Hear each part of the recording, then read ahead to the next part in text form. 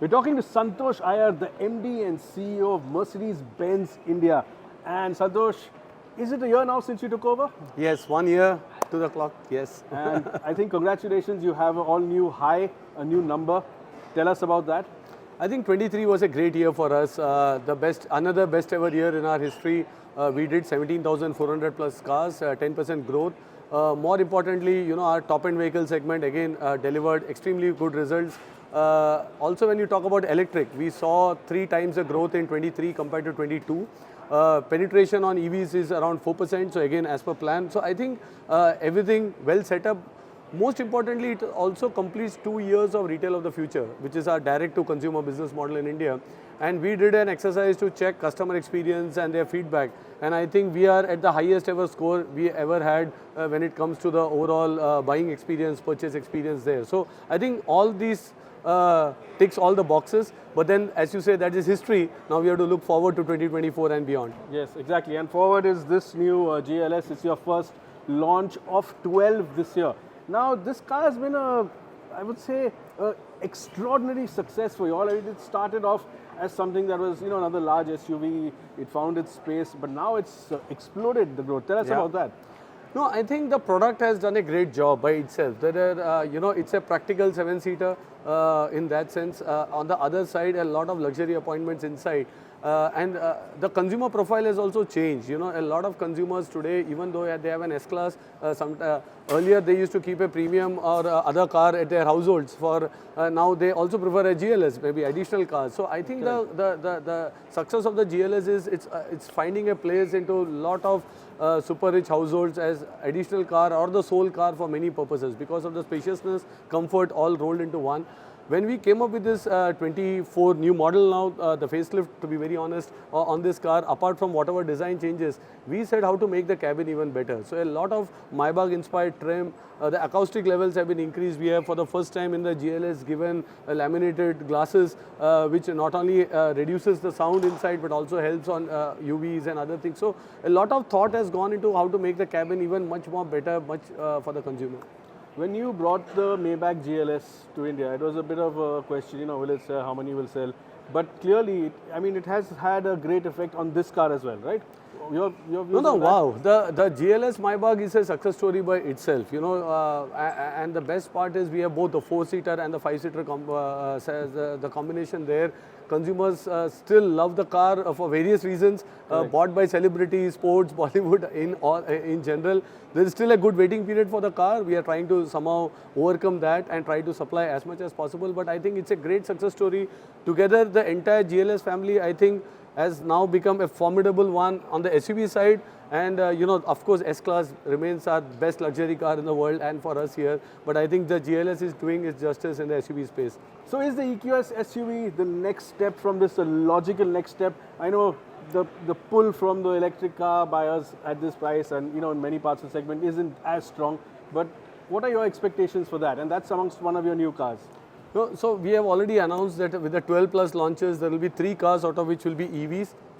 We are exploring, logically, as you said, the EQS SUV should also be a logical conclusion, but we wait for some time for us to announce all the 3 launches that will happen in India. Correct, but if you look at a car of this size and an electric of that size, do you see a correlation for customers? No, I think one thing we should not do is to compare the EV with the combustion engine sibling, and that's also with the EQS. I keep saying to my sales team as well, the EQS is not a replacement to the S-Class, and S-Class is an S-Class. The EQS is the best luxury sedan available in terms of comfort on the electric side. It has the best range possible. It has a lot of digital elements. It's also a very good driver's car. Right. Similarly, when the EQS SUV, whenever we look at it, it's also not a replacement to a GLS. And definitely a GLS customer will never, it would not do justice, when you look at the EQS SUV when it comes to electric. But there are a lot of use cases, a lot of when it comes to an SUV, it's more spacious. Maybe in India, a lot of consumers prefer a higher ride level as such. So I think it ticks those boxes, but I would still resist it to be a replacement or a successor to the GLS. Your first electric Maybach version, are you looking forward to that? We are committed to top-end vehicles, as I said, Okay. and and that includes Maybach, AMG, and the entire portfolio that we are having. In fact, even when I talk about AMG, there is a lot that we can do in this. Right now, we have a GLA 45, and then we have the GT 63 AMG on the top. We have the C50 43 that we introduced. So I think even AMG will offer us a lot of opportunity in 24. I can leave at that at this stage. Okay. Looking at your, your sales numbers, has your split been as expected? The evolution over the years. E-Class being, the dominant player, your mainstay, your bread and butter, and then slowly the SUVs getting in there, giving you more numbers, especially the higher value SUVs. Tell us about GLE also. It's there between the GLS and the. That's we are quite fortunate when it comes to product strategy, because if you see right from A class to S class, we have a sedan, we have an SUV variant in all of them. Now we have 3 EVs as well to start. So when you look at petrol diesel mix, when you look at body style, when you look at, so I think we will cater to as per market requirements. GLE for sure is definitely another winner. And if I now look at our entire SUV portfolio, GLA leads the segment, GLC leads the segment. I would say the EQ, the GLS for sure, the GLE also. So I think we have winners across the stable. When you come into the entry luxury, there is a bit of price challenging. We have price warriors who attack us, but I think that's fine. Then we have a more evolved customer who's still ready to pay the premium and get into the GLA. But if you now look at GLC, GLE, GLS, clear winners by far margin when it comes to top-end SUVs. Okay, I think you said GLA, you are also leading the segment? Frankly, there is no model-wise data available, so I cannot confirm. I don't think. It is an intensively competitive segment. The entry luxury is intensely competitive, so I would not tend to put any number or claim there, to be very honest. But I still feel the GLA also does extremely well, because it's also a high volume selling car for us. Right. But I'm not sure of the exact numbers, how does it stack up, because nobody releases model-wise data. Correct. Since we're talking about your more your entry-level models, which is front-wheel drive platform and its derivatives, the sedan, the SUV, the GLB. There's going to be a lot of action on these internationally. Can we hope to see a lot of these cars replaced here, updated? Are those part of the 12? No, so a lot happening worldwide for sure across our product lineup. Definitely they have to make way to India, most of them, which makes sense for sure. And we will actively look at all the options for sure. Okay. Now, Santosh, a bit of a look back. It's been 30 years since you launched the W124 in India. It's been a long journey. That journey didn't start out too well. I think you all didn't know your customer too well. It was a one-generation old car. But since then, tell us some of the highlights and tell us some of the experiences and the way the market and the customer is evolving. Tell us something about that. I think in our existence in India, there are 2 primary phases. One is the 94 to the 2009 phase. We were in an old plant, as you said, the awareness, some expectations of the Indian market. So we bought some cars which may not be there. Absolutely good cars. The 124 is still today loved by a lot of people, but maybe it was not the latest, as you rightly said, at that point of time. So, and I think we have learnt a lot. From 2009 to now, if you see our run, what we had good times, bad times, but the last 9-10 years odd, we have been really rolling the roost. And I think that comes from our understanding of the market. So we got products specifically for India. So we said long wheelbase E-Class as an example. We did our entire franchisee partner strategy with a direct-to-consumer model, retail of the future. We have done connected cars. We were the first to launch in India. So today we have the highest base of connected cars in India. Our setup in Bangalore, actually, if you see, helps us a lot with RD and what we try to do to customize. Today also we made an announcement. Absolutely. Like a simple thing like advanced brake assist doesn't work in India to the desired outcome because of the traffic situation. Exactly. So we have to listen to our customers, adapt it.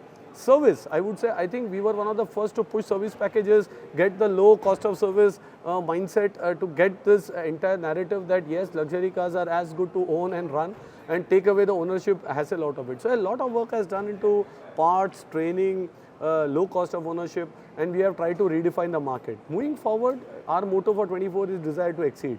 Exceed customer expectations, exceed when it comes to just not the volume focused. We have to go beyond that. We have to see how can we really lead sustainability initiatives, electric, or when it also comes to launching top-end luxury cars. So what can we do in those space? So I think we continue.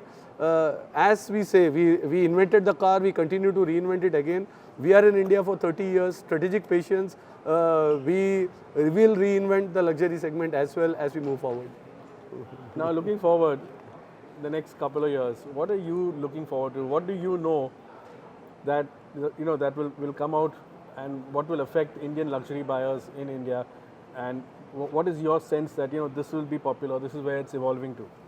No, I think when we look at trends in the market, with the demographic shift, with women, young customers coming in, I think with the average selling prices again going up, you clearly see that customers are not wanting to compromise. They want to go into full-blown luxury cars, more connected cars, more digital cars as such. So this trend, if it continues, the penetration of luxury should go up. Now, have we reached the tipping point where it starts going up significantly? Because if I look at the last 3 years, it was 0.9 2 years back. Last 2 years back, last year is 1.1, which is 23, and 22 is 1%. So we are seeing slow but gradual penetration increase, and this will continue.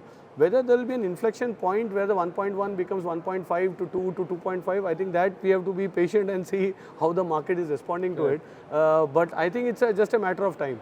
And your 10% you can sustain, will that go up? What do you think? Sort of the last question. You mean to say our growth? The growth, yeah. I would say we are right now cautiously optimistic, on said this. you have 3,000 and as I said, orders. We have 3,000 orders. We are aiming for a double-digit growth, but there are also headwinds, geopolitically, supply chain, the exchange rate, for example. Thanks to the government today, they are still holding at 90 odd. Yes. But if it goes beyond, the car prices will further increase, and there is some point the market can't absorb it then. So we have to be cautious, and therefore I think. More importantly is to grow the structure of the market and focus on absolute volume growth. Volumes is not something akin to luxury in our view. Globally, we have exited that game as well as in India. All right. Thanks so much, Santosh. Thank you very much. Thanks for joining us. Thank you.